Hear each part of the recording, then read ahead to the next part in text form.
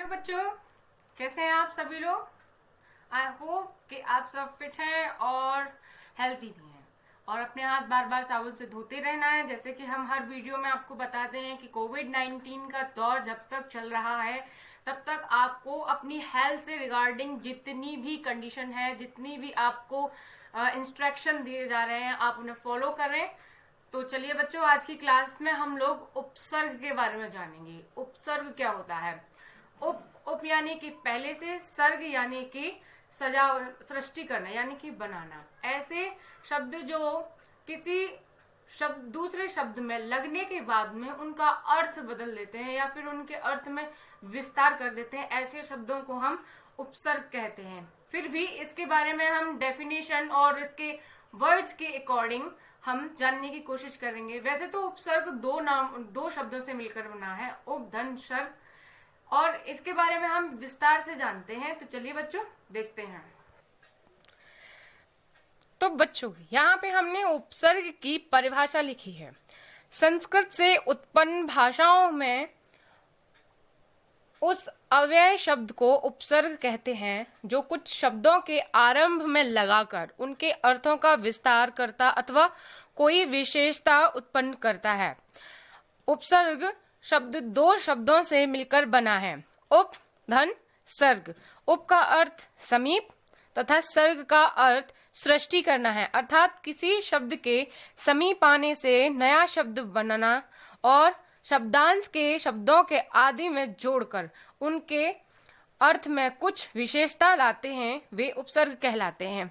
अब जैसे कि यहाँ पे मैंने आपको वीडियो के स्टार्ट में बताया था कि उपसर्ग जो होता है वो वर्ड्स के, कोई भी वर्ड है यानी कि शब्द है, उनके आगे लगाया जाता है। जैसे कि अब यहाँ हमने उदाहरण के लिए बहुत सारे यहाँ पे हमने 15 एग्जाम्पल्स दिए हैं और इसमें हम अलग अलग हर उपसर्ग का और हर एक शब्द का अलग ही अपना मीनिंग है। यानी अति मीन्स होता है ज्यादा, किसी भी चीज की अधिकता होना, और शय मीन्स होता है हारना।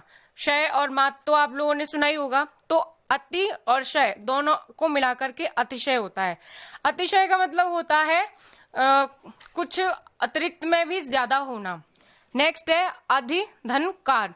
अधि का मतलब भी अधिक होता है, और कार का मतलब तो जैसे कि हम सभी जानते हैं कि कार एक 4 पहिए का वाहन होता है जिसमें बैठ करके फैमिली घूमती फिरती है।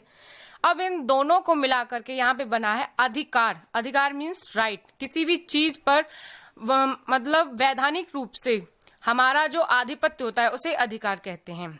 यहाँ पर हर एक जो दिए गए हैं उपसर्ग उनका अर्थ है, और इन्होंने और शब्दों से जुड़ करके उनका अर्थ ही बदल दिया है। जैसे निर का मतलब होता है थोड़ा, और आकार का मतलब होता है आकृति, थोड़ी सी आकृति। लेकिन यहाँ निराकार का मतलब क्या हुआ है, निराकार यानी कि जिसका कोई आकार ही ना हो।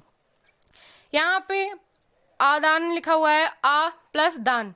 आ का मतलब होता है आना, दान का मतलब होता है देना, किसी को कोई चीज देना। लेकिन यहाँ आदान इस पे आ को दान से मिलाने के बाद में आदान बनता है, तो आदान का मतलब होता है लेना। इसी तरीके से यहाँ पे प्र का एक अपना ही एक अलग विशेष अर्थ है, और कोप का मतलब होता है क्रोधित होना, और प्रकोप का मतलब होता है कि किसी का गुस्सा होना, उसको हम प्रकोप बोलते हैं।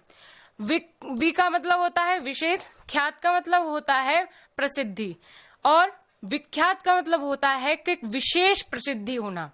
इसी तरीके से प्रति का मतलब होता है हर एक चीज की गिनती में, यानी कि एक के बाद एक जो आते हैं उनको बोलते हैं प्रति। और दिन का मतलब तो हम जानते हैं दिन ही होता है। प्रतिदिन का मतलब होता है हर दिन। यानी कि यहाँ पर भी हर एक उपसर्ग ने एक अलग शब्द से जुड़ करके उसको एक नया ही अर्थ दिया है।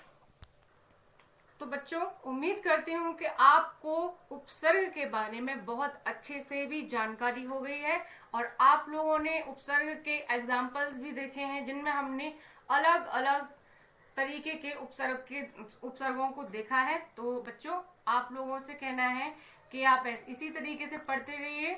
Stay safe, stay home. Thank you.